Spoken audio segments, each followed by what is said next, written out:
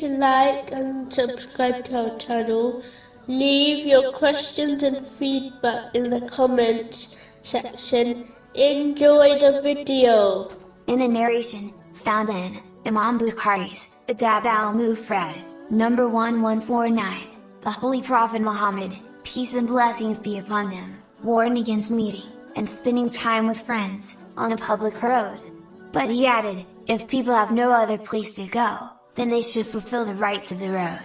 These include guiding people who are lost in the correct way. In reality, this means that people should help the public in any way they can, and never cause any problem or harm to them. They should return the Islamic greeting of peace to others.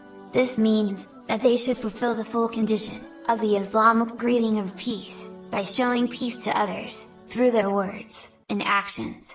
A group of people should lower their eyes from looking at bad things.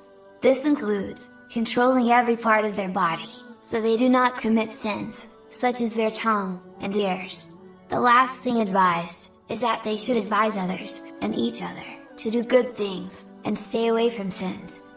It is important for Muslims to act on this advice whenever they meet up with their friends, especially when they spend time together outside.